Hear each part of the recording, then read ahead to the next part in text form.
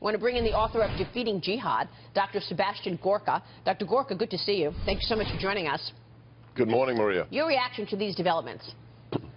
Well, it's just one more piece of evidence that the deal brokered in desperation by the Obama White House with Iran has not paid any dividends. We've released more than $150 billion.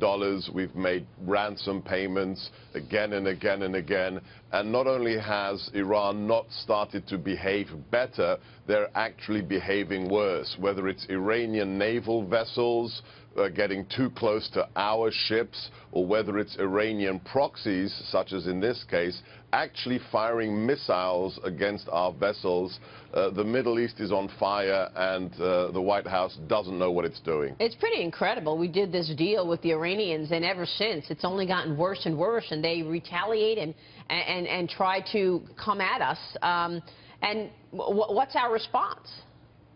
Well, like the response to Iraq, where we deploy a few more Marines here, a few more soldiers there, it's just pinpricks. It's what I call the death of 1,000 cuts. A few cruise missile strikes makes no difference to a country like Yemen that's been in a civil war for more than 20 years, where you have nations from the region such as Saudi Arabia and Iran funding and arming proxies to take over that country. It's whistling past the graveyard is what it is, Maria. Sebastian, I want to turn to the campaign trail for a second. Donald Trump is keeping national security concerns front and center. He says ISIS would prefer President Clinton.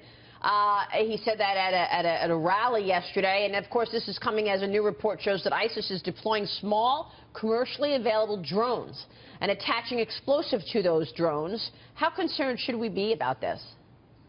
Very concerned. So the commercial drone market has accelerated incredibly rapidly in just the last 2 years. We're getting larger and larger privately purchasable drones that you can put payloads on. We've got several reports confirmed by the DoD, one of a drone being used to attack an outpost, the other one with regards to Kurds who shot down a drone, and when they were taking it apart, inspecting it, there was a booby trap. There was a explosive payload disguised as a battery that killed 2 of the Kurds. So this is something you can go and buy these anywhere, and you know that the terrorists will use them. So, Sebastian, you're such an expert in all these matters. I'd love to know how you would summarize the difference between Trump and Clinton on this crucial issue. How would you put it really simply when you boil it down in these last few days for the election? Having met Mr. Trump, having spoken to him and written him some papers on national security, I can tell you very, very clearly, if Hillary Clinton is elected president, Americans will be in more danger than they have ever been since September the 11th. This is not a woman who cares about the nation. She cares about the corrupt Clinton Corporation. Just watch Clinton Cash on YouTube.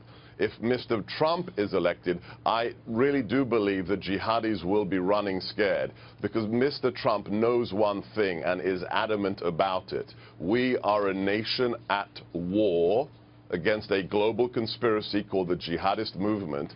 And Mr. Trump wants to win this war. He's not going to lie about who they are. He's not going to avoid using language that may offend somebody. He will use the word jihadists and radical Islam, which is what it is. So when it comes to national security, the choice could not be clearer between these 2 candidates. They're trying to tarnish Trump, the Clinton campaign, because with these hacked emails that are being released, the Clinton campaign won't even confirm or deny that they're actual emails, but they just say Russia, Donald Trump's in bed with Russia, Russia's behind this hacking. What do you say?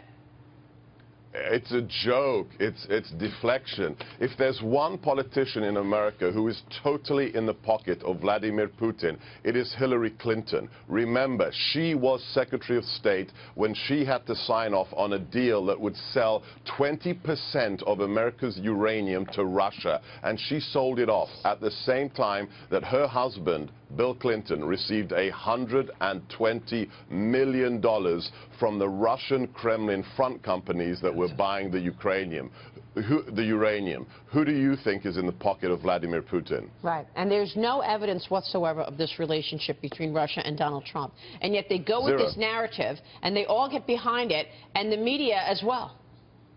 Yeah, it's incredible. So Mr. Trump has business investments all around the world, golf courses, hotels, you name it. Where's the one place he doesn't have them? Russia. So if he was such big buddies with the Kremlin, don't you think he'd have a casino or two in Moscow? Yeah. He doesn't. What does that tell you? But to be fair, though, the way that the language that he uses when talking about Vladimir Putin doesn't help him. Agreed.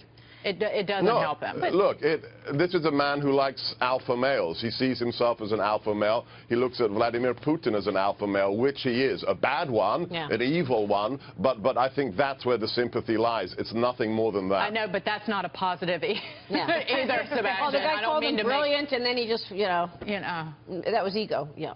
Go ahead. Yeah, I think one of the big questions I have is there's so much Donald Trump is not Hillary Clinton when it comes to national security. What is one thing that voters should be most concerned about or focus on that Donald Trump is going to do differently? Okay, it's what made him a candidate. It's the wall. Listen to the speech that was just released by WikiLeaks. Hillary Clinton says she wants a borderless hemisphere. She wants no borders in this hemisphere. She wants completely open movement of individuals across the American continent. Really? How do we think that's going to make Americans safe? Look at the crimes committed by illegal immigrants in America, in sanctuary cities, elsewhere. Yeah. Look at Kate Steinle. This is a woman who says she wants more of that. Do you want less crime in America or more? It's really that simple. So, let me ask you this, Sebastian, because then there's this cover of the New York Post today.